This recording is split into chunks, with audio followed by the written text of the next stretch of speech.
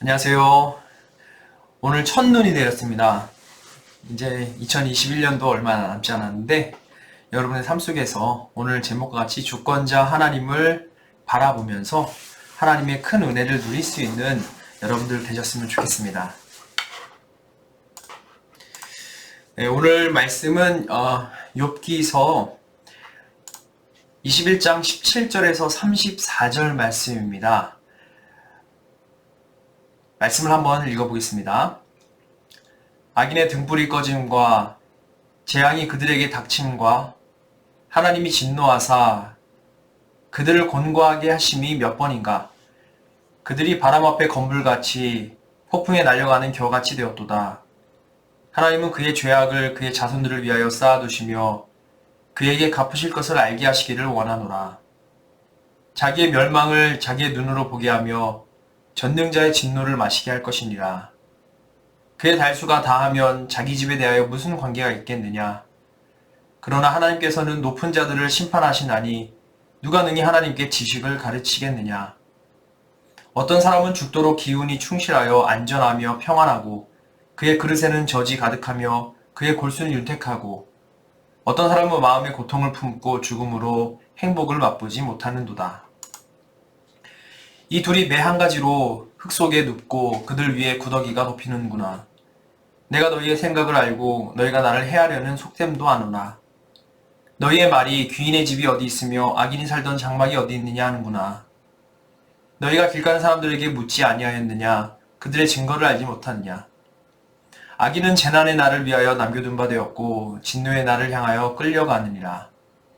누가 능히 그의 면전에서 그의 길을 알려주며 누가 그의 소행을 보응하랴. 그를 무덤으로 메어가고 사람이 그 무덤을 지키리라. 그는 골짜기의 흙덩이를 달게 여기리니 많은 사람들이 그보다 앞서갔으며 모든 사람이 그의 뒤에 줄지었느니라.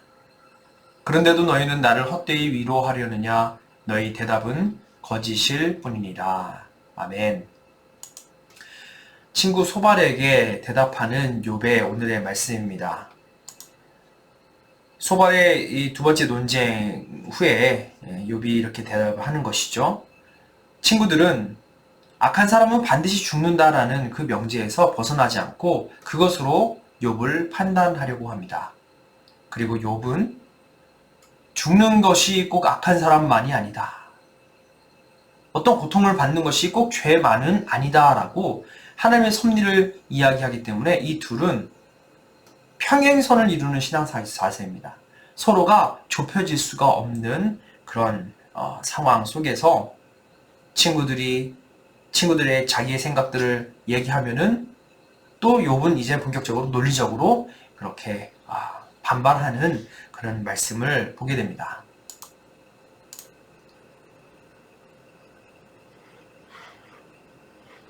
자, 말씀 나누기를 한번 보도록 하겠습니다. 악인이 이 땅에 벌을 받아 자멸한다는 소발의 말에 욥은 무엇이라고 대답했나요? 악인만 죽는 것이 아니라 의인이나 악인이나 모두 똑같이 죽음을 맞게 된다고 대답합니다. 어떤 사람은 평생 행복하게 살다가 생을 마감하고 어떤 사람은 평생 고통 속에서 그렇게 살다가 생을 마감하지만 둘 다 똑같이 죽음 앞에서는 동등하다는 것입니다. 악한 자의 징벌이 당장 현세에 이루어지는 것이 아니라 보류될 수도 있고 악한 자에게만 징벌적인 죽음이 있는 것이 아니라 의인 역시 죽음을 경험한다라고 말입니다.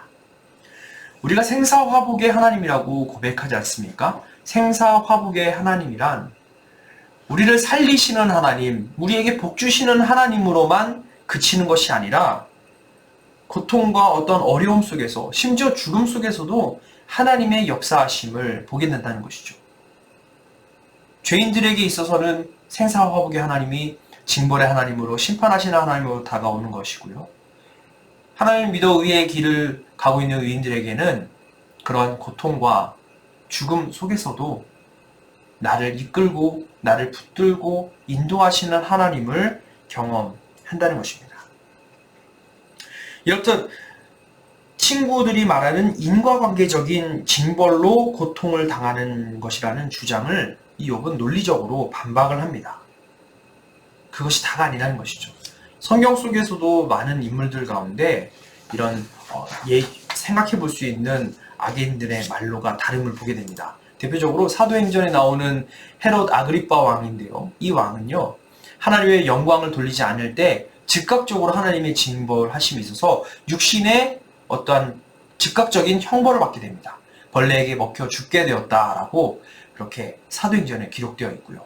또 반대로는요, 누가복음에 나오는 부자와 거지 나사로 이야기 아시지 않습니까? 그 부자는요, 이 땅 가운데 살아갈 때는 부와 명예를 누리다가 결국 내세에 가서 영혼의 심판을 받게 되었다는 것이죠. 이렇듯 우리가 이 땅 가운데 살아가는 어떤 법률로 정하여 지켜야 되는 세상 속에서는요, 지은 죄에 따른 처벌이 모두 같아야 합니다. 같을 수밖에 없죠. 이 땅 가운데 육신에 제한된 형벌 속에서 말입니다. 그런데 하나님의 통치 속에 하나님의 공의하심은요, 육신으로만 제한되는 것이 아니라 우리의 영혼을 통해서도,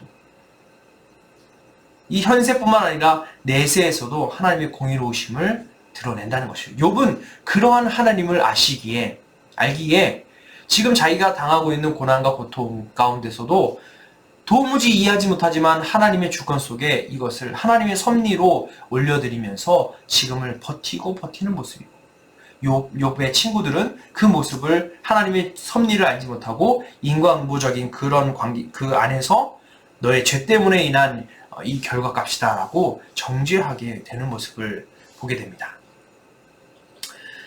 우리는 사실 하나님의 뜻을 온전히 알고 싶습니다. 그렇지 않습니까? 어느 누가 하나님의 뜻을 원하지 않을 수 있습니까? 그런데 문제는요, 우리가 하나님의 뜻을 정확하게 안다는 것이 내가 알고 있는 지식, 내가 아는 신학 속에서만 완전하기를 바란다는 사실입니다. 소위 욥의 친구들과 같이 하나님을 그저 세상 속에 인과응보 안에 획일적으로 집어넣으려고 한다는 것이죠. 그래야지 우리가 이해할 수 있는 것이 아니겠습니까? 우리가 판단을 쉽게 할 수 있는 것이 아니겠습니까? 그런데 우리 모두가 이 인과응보 속의 하나님으로만 우리가 신앙생활을 하게 된다면 어떻게 되겠습니까? 우리도 죄에 있어서 자유할 수가 없습니다. 인과응보에 인해서 우리는 그 죄에 대한 결과를, 징벌을, 죽음을 받을 수밖에 없다는 것이죠. 세상 속에 일어나고 있는 수많은 문제들, 해결되지 않은, 인과응보적으로 해결할 수 없는 수많은 그런 현상들을 볼 때 어떻게 그 답을 낼 수밖에 없냐? 하나님은 무능하십니다 라고 밖에 안 됩니다. 하나님이 계시지 않습니다 라고 밖에 풀 수 없습니다. 바로 은혜가 그 가운데 없게 된다는 것이죠. 그러한 욥임을 우리는 알게 됩니다. 두 번째 관찰과 묵상의 문제는요, 위로받는 사람의 입장에서 욥은 새 친구의 위로를 어떻게 생각했나요? 사실은 욥에게 있어서는 이 새 친구의 위로가 아닙니다. 바로 친구들의 위로가 헛된 것을 말하며 그들이 한 모든 말이 거짓말이라고 생각합니다. 내가 너희의 생각을 알고 너희가 나를 해하려는 속셈을 아노라. 27절에 그렇게 욥은 친구들에게 이야기합니다. 친구들의 위로의 말이 더 이상 위로의 말이 아닌 정죄하는 말이고 자기를 더 고통스럽게 만드는 그러한 모습임을 보게 됩니다.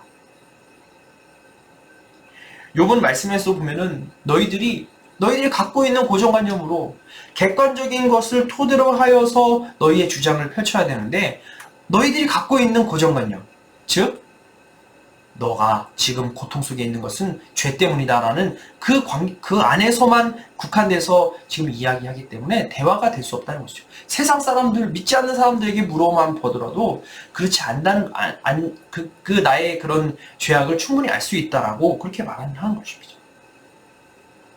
너희가 길 가는 사람들에게 묻지 아니하였느냐? 그들의 증거를 알지 못하느냐라고 말이죠. 이 대목에서 우리가 생각해 보아야 할 부분이 하나가 있는 것 같습니다. 바로 여러분, 기독교적인 세계관이 무엇일까요? 우리는 기독교적인 세계관으로 세상을 바라봐야 합니다. 그런데 우리는 쉽게 생각해서 교회 안과 밖을 그냥 기독교적인 세계관으로 생각할 수 있습니다. 교회 안에서 하는 것은 거룩하고 교회 밖은 무조건적으로 폐역하고 세속적이고 하나님의 것과 세상 것으로 마치 두부 자르듯이 잘릴 수 있는 문제가 아닙니다. 좀 쉬운 예를 한번 들어본다면 학교에서 아이들에게 이렇게 무엇을 가르칠 때 선생님이 이런 이야기를 합니다. 자연을 아껴야 하는 이유가 무엇일까요? 라고 물을 때 대답이 뭐겠습니까? 대답은 지구가 아파요 라고 하지 않겠습니까? 그런데 여기에서 기독교적인 세계관의 답이라고 한다면 그 지구가 아파요가 틀렸어 라고 하는 것이 아니라 거기에서 그 지구가 아파요 라는 대답에서 하나 더 얹어서 하나 더 나아가야 되는 것이 기독교적인 세계관이 아닐까 싶습니다. 그 지구를 만드신 하나님의 마음이 아파요라고 말이죠. 기독교적인 세계관은 세상을 무턱대로 타락으로 보지 않고 그 사회 안에서 통용되는 어떤 건강한 가치, 규범, 공정과 정의에서 하나 더 얹어서 나아가는 것이 기독교 세계관이 아닐까 싶습니다. 세상 등지고 십자가 보내에서 십자가를 단단히 붙들고 세상 한가운데로 나아가는 삶. 바로 그것이 기독교적인 세계관이죠. 정의로운 세상을 더욱 정의롭게, 공정한 세상을 더욱 공정하게, 사랑이 넘쳐야 되는 세상에서 더 사랑으로, 이렇게 말이죠. 신학자였던 이 칼 바르트 교수님은 이런 얘기했습니다. 한 손에는 성경, 한 손에는 신문을. 어떤 의미인지 잘 아시죠? 성경 말씀을 기준으로 해서 우리가 살아가는데 그 성경 말씀을 기준으로 세상을 바라봐야 된다는 것이죠. 때로 어떤 분들이 있습니다. 세상 이야기는 다 쓸데없는 것이니까 나는 그냥 말씀만 열심히 보면 돼. 물론 말씀을 통해서 우리에게 역사하시는 크신 하나님의 은혜를 누리는데 그것을 적용하고 이해하기, 살아내기 위해서는 세상으로 나아가야 된다는 것입니다. 그리스도인은 하나님의 말씀을 기준으로 세상을 바라보되 세상을 사랑하시는 하나님 아버지의 마음을 헤아려야 된다는 것이죠. 그리고 그 속에서 하나님 사랑, 이웃 사랑의 정신에 입각하여 더욱 이성적이기도 하고 더욱 지성적이고 더욱 감성적으로 더욱 영성적으로 그 사회를 바라봐야 되는 것이죠. 그러므로 세상에 더 관심을 기울여야 하는 그리스도인이 되어야 된다는 것입니다. 욥은 그들이 많은 여행으로 다양한 지식과 경험을 축적한 사람들의 객관적인 이야기를 듣지 않고 이 친구들이 지극히 주관적인 판단으로만 이야기한다라고 말합니다. 그러면서 이렇게 얘기하죠. 너희는 나를 헛되이 위로하려느냐? 너희 대답은 거짓일 뿐이라. 그들의 말이 더 이상 이 욥에게 있어서는 위로가 되지 않음을 말씀을 통해서 보게 됩니다. 한번 여러분의 이 셀 모임을 통해서 이런 적용과 나눔의 시간을 가져보면 어떨까 싶습니다. 악인이 번영하는 것을 보면 어떤 생각이 드나요? 악인의 형통함을 어떻게 받아들이고 어떻게 이해할지 나눠보십시오. 충분히 나눠볼 수 있는 내용이 아닐까 싶습니다. 우리가 쉽게 생각해서 어떤 악인의 모습이 즉각적으로 하나님의 심판이 있으면 참 좋겠다라는 생각을 사실 하지 않습니까? 그런데 현실은 그렇지 않음을 보게 됩니다. 욥도 그렇지 않다는 것을 친구들한테 말을 합니다. 하나님은 악을 행하는 자들 때문에 불평하지 말며 불의를 행하는 자들을 시기하지 말라 하십니다. 그들은 풀과 같이 속히 배임을 당할 것이고 푸른 채소같이 쇠잔할 것이미로다. 이렇게 말씀합니다. 하나님의 심판은요, 아까 전에도 말씀드렸지만 하나님의 섭리는 우리가 이 땅 가운데 육신의 몸을 입고 있을 때에 하나님의 심판도 있겠지만 반드시 그것만이 아니라 내세에서 우리의 영혼의 부분에 있어서 반드시 심판하시는, 우리 모두는 하나님의 심판대에 선다는 것입니다. 그래서 영원히 형통할 것 같은 악인들의 삶도 잠시만 지나면 흔적도 찾을 수 없게 사라질 수 있다는 것이죠. 그러니 의인은 이 땅에서 고난과 고통을 당할지라도 해와 같이 빛날 것이다 라는 이 말씀 붙들고 살아간다는 것이죠. 의인이라고 고통과 고난에 자유할 수가 없습니다. 똑같이 살아가기 때문에 겪을 수밖에 없는 상황인데 그리스도인의 특권이라 하면, 하나님의 자녀라는 특권이라 하면 무엇입니까? 그런 고난과 고통 속에서도 생사화복의 하나님이 그와 함께 함으로써 해와 같이 빛날 은혜의 보좌 가운데 우리를 인도하시는 선하신 나의 목자 되신 예수님을 만난다는 것입니다. 우리가 생각하는 형통함은, 악인은 인과응보의 관계가 사실 형통함을 바라보는 잣대가 될 수가 있는데, 하나님께서 말씀하시는 형통함이란 어떠한 상황과 환경에서도 하나님을 바라봄이 아닐까 싶습니다. 어떤 상황과 환경 속에서도, 물론 그것이 나에게 너무나도 욕과 같이 어려움으로 다가올지라도 그 속에서 하나님의 주권을 인정하는 것이죠. 하나님의 섭리하심을, 하나님이 이 온 우주 만물을 주관하시고 무소부재 하나님이, 생사화복의 하나님이 지금 나의 상황 속에서도 지금 역사하고 계시고 이끌어 가시는 분이시라는 것을, 비록 나는 지금 생각하지 못하고 지금 나는 당장 상상하지 못할지라도 그러한 하나님의 신실하심을 의지하며 살아가는 것, 바로 이것이 형통한 삶이 아닐까 싶습니다. 창세기 말씀 속에 요셉이 그렇습니다. 요셉을 가리켜 형통한 자라고 하나님께서 말씀하실 때, 요셉이 아버지 야곱과 함께 사는 그 행복한 시간을 하나님이 형통한 자라고 말하지 않습니다. 요셉이 나중에 애굽의 총리가 되어서 많은 이들에게 부러움의 대상이 되고 높은 자리에 올라갔을 때에 하나님이 그를 가리켜 형통한 자라고 하지 않습니다. 어느 때냐? 그 중간 단계, 요셉이 가장 힘들고 가장 어려움 속에서 고통과 억울함 속에 있을 때에 하나님은 그를 가리켜 형통한 자라고 하는데, 그 이유가 무엇이냐? 그런 상황 속에서도 하나님을 믿고 하나님이 함께함을 깨닫고 살아가는 그의 믿음의 인생이었기 때문입니다. 그리고 실제로 요셉이 그러한 형통한 자답게 살아갈 때에 결국 애굽의 총리가 되어서 나중에 우리 가족들을 만날 때 아하 포인트가 생기는 것이 아닙니까? 하나님이 이렇게 하시기 위해서 나를 이렇게 인도하셨군요 라는 하나님의 은혜였습니다 라고 고백할 수 있게 되었습니다. 적용과 나눈 두 번째 이야기는, 누군가 나를 위로하려고 한 말이지만 그 말이 상처가 된 적이 있나요? 내가 위로라는 명목으로 상대방을 정죄한 적은 없나요? 여러분, 우리가 남이 나에게 준 상처는 죽을 때까지 잊지 않는 법입니다. 그런데 반대로 내가 위로라는 명목으로 상대방을 정죄한 적은 없나? 그건 사실 생각나지 않을 때가 있다는 것이죠. 예전에 힐링이라는 말을 많이 했습니다. 힐링, 힐링이 되다. 그래서 대화 속에서 오가는 어떤 위로의 말 한마디 함께하는 것을 통해서 어려운 상황을 잘 견뎌내가는 경우가 있었죠. 그러나 그 위로라는 말이라 해도 상대방의 상황과 상대방의 사실을 충분히 공감하고 이해하지 않은 상태에서 그저 내가 가지고 있는 고정관념 속에서 내가 가지고 있는 지식으로 그냥 한마디 툭 내뱉는 것은 위로가 아니라 정죄가 될 수 있다는 것입니다. 오히려 욥의 친구들이처럼 말이죠. 우리도 충분히 욥의 친구들 같은 상황이 될 수 있음을 오늘 말씀을 통해서 보게 됩니다. 물론 어느 누구도 전혀 그럴 의도가 없이 내뱉는 한마디, 그것이 오해를 불러 일으킬 수도 있다는 것입니다. 특별히 그리스도인들은 어려움에 처한 이웃에게 우리가 쉽게 말할 수 있는 그런 요인이 있는데, 그것은 무엇이냐? 이것도 다 하나님의 은혜야 라고 말이죠. 그 고통 속에서 너무 어려워하고 있는 사람에게 위로해 준답시고 우리가 하는 말, 하나님의 은혜야. 분명히 하나님의 은혜가 있을 거야 라고 그렇게 말할 수 있다는 것이죠.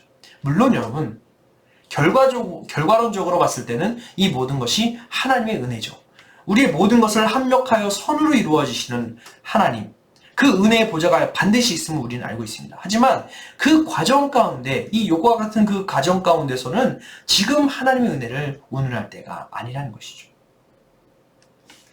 요한복음 9장에서 보면 예수님의 이야기를 보면 대표적인 예가 바로 여기 있습니다. 예수님이 한 번은 길을 가시다가 제자들과 함께 한 사람을 보게 되는데요. 이 사람은 태어날 때부터 앞을 보지 못하는 맹인이었습니다. 그 맹인을 보면서 제자들이 예수님께 이렇게 질문을 합니다.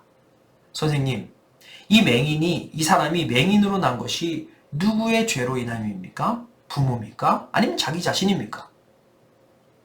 이 대목에서 예수님은 가만히 있어보자. 너 왜 그때 하나님의 말씀에 경청하지 않았니? 그래서 너가 지금 이 죄로 인해서 지금 앞을 못 보는 거잖아 라고 이야기하지 않았습니다. 그 질문에 예수님은 행동하셨습니다. 바로 그 행동은 그에게 다가가 그의 눈에 손을 대고 그의 눈을 고치셨습니다. 그의 고통과 어려움을 공감하시고 만지셔서 고치시는 예수님이십니다. 그리스도인으로 고난 중에 빠진 이를 볼 때 무슨 죄 때문일까? 회개하면 돼. 괜찮아. 이 또한 하나님의 은혜야 라고 말하고 싶지만 그 말은 잠깐만 내려놓고 어쩌면 그런 생각들은 오직 하나님의 주권 속에 맡겨드리고 하나님이 이 모든 상황을 아시는 분이시기 때문이죠. 그리고 우리가 할 일은 예수님께서 이 태어날 때부터 앞을 보지 못한 사람의 이 눈을 만지시고 고치신 것처럼 예수님께서 그리하셨듯이 그를 위해 간절히 기도해야 되는 것이 아니겠습니까? 그에게 구원의 손길을 하나님의 긍휼을 베풀어 달라고 중보해야 되는 것입니다. 함께 아파해주고 울어주고 위로해주고 하나님의 특별한 손길이 임하시길 바랍니다. 이러한 공감 능력이 신앙인들이 우리 그리스도인들에게 있어야 합니다. 쉽게 한마디 뱉기 전에 어렵게 한마디를 하나님께 해보는 것. 그것이 하나님 방법대로 살아가는 하나님 주권 속에 우리의 인생을 맡기는 기독교적인 세계관으로 세상을 바라보는 그러한 우리 삶이 아닐까 싶습니다. 이렇게 짧게나마 함께 말씀을 좀 나누게 되었는데요. 이제 말씀 다지기로 오늘 마무리를 하고자 합니다.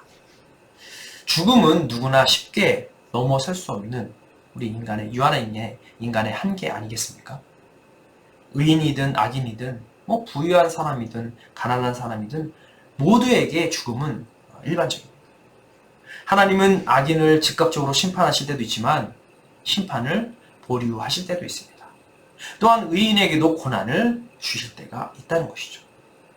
이는 모두 하나님의 주권 속에 속한 것이고 그분의 신비한 섭리입니다. 그리고 하나님의 섭리는요, 지금 우리의 그 겪고 있는 과정 속에서는 우리가 해석하고 이해하지 못할지라도 그 나중에 가서는요, 하나님의 은혜였음을, 하나님의 신실하심 속에서 선하신 길로 인도하시는 하나님이심을 반드시 우리에게 깨닫게 해주신다는 겁니다.